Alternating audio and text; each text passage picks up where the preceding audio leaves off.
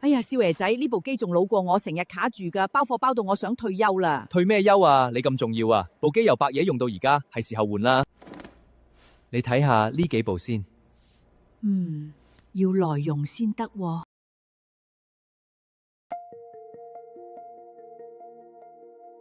話明日以舊換新，所以喺會計入賬都係除咗舊，先迎接個新。因此要除舊，我哋就首先要睇下變賣賬點樣入。我哋一齊睇下啲資料先。旺仔嘅包裝機喺20X5年1月1號買入，成本為24萬，折舊採用按餘額遞減法，每年20% 計算。根據我哋之前變賣非流動資產嗰一集，其實做變賣賬永遠離唔開嗰4個步驟，而家暫時揾到2項。如果唔記得咗，可以 click 入以下嘅連結，重溫一下點樣編製變賣賬。至於第3步，我哋要睇返嗰個網頁，佢寫住換購價值為15萬，呢句嘢意思係乜？唔係部新機平咗15萬咁簡單，真正嘅意思係要交出部舊機去買部新機，對方就當佢值15萬，用嚟俾少買新機嘅價錢。部舊機唔係無端端消失咗，你其實係用佢換返嚟，所以呢一個數會計上我哋叫做以舊換新價值。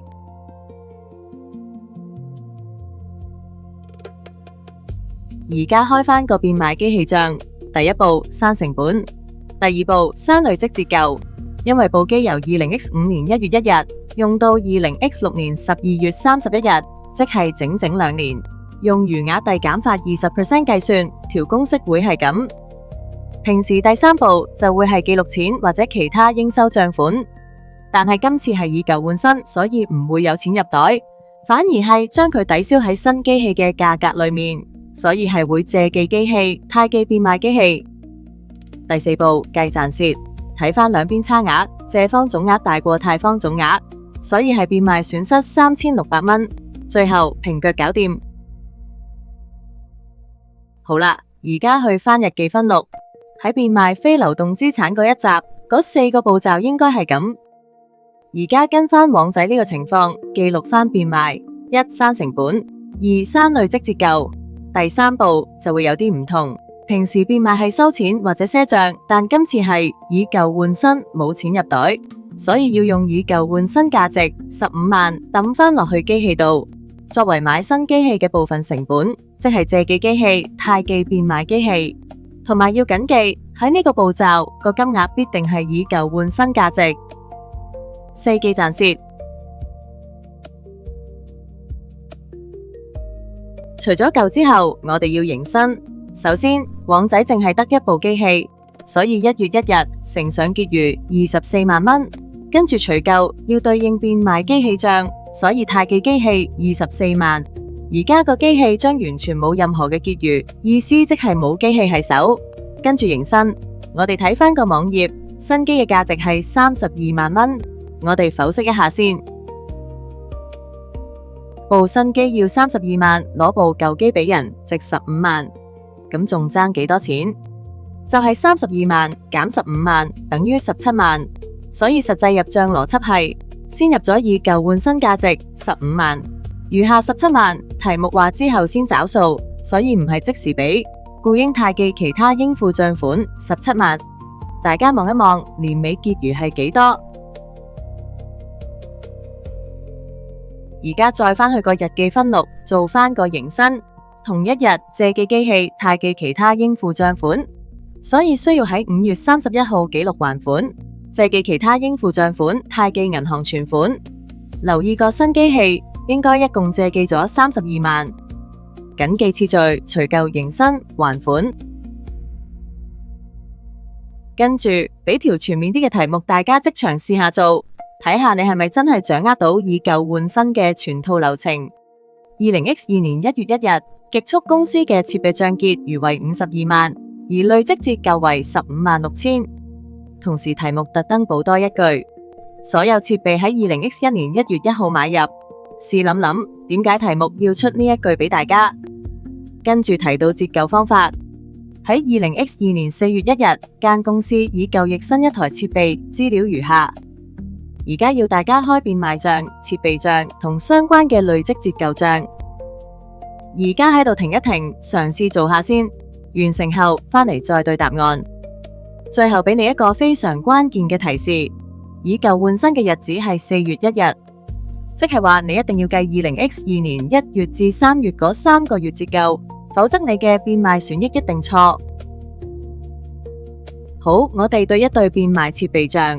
第一步刪成本，第二步刪累積折舊。呢度要留意，因為設備係喺4月1號以舊換新。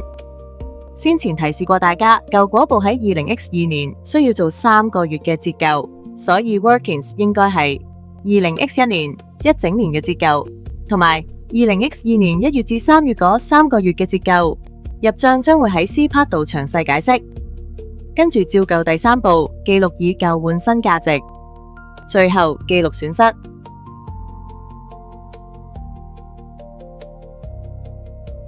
去到設備賬，跟翻時間順序做翻。首先1月1號乘上結餘，跟住4月1號除舊，同一日迎新，到年尾結餘轉下。累積折舊賬就比較複雜。留意貸記係加，借記係減，都係跟時間序入賬。1月1日乘上結餘喺條題目抄出嚟，跟住4月1號除舊。謹記呢個係題目黑點，好多同學都會忘記咗，要做返將要變賣嗰部舊機器20X2年嗰3個月嘅折舊。做完呢個，先借記累積折舊賬，就係頭先所講相應折舊要做到變賣嗰一日，1年零3個月。因為呢條唔係淨係要處理以舊換新，而係要開累積折舊，所以要喺20X2年度有一個完美嘅句號，即係做埋年度折舊。策略就係將年尾仲剩喺度嘅設備分為2批，一批係要做整年折舊，即係52萬減12萬等於40萬，再乘以20%。另一批就係新嗰部設備9個月嘅折舊。而家俾啲時間大家消化一下，聽住到呢度先，跟住俾挑戰啲嘅任務俾大家做。呢個任務就係根據呢條題目做返個日記分錄，而家再停多一停，完成後返嚟對答案。而家解題，梗係要攞返嗰3個賬嚟睇一睇，但係考試嗰陣時未必叫你開完賬，又叫你開日記分錄，所以最好跟返條題目做。記得要寫返普通日記簿、借記同貸記呢幾隻字，跟返時間序記錄。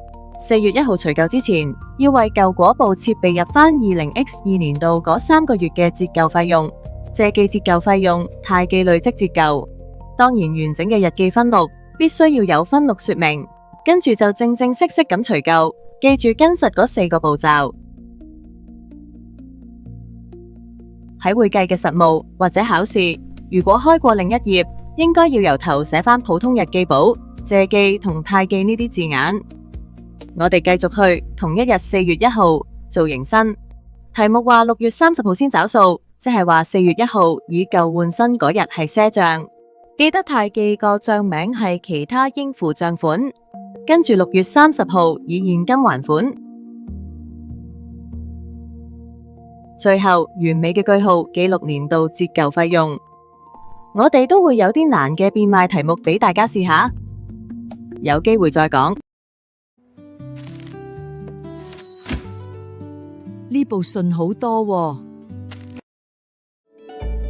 搞掂企會財，隨心學，隨心聽。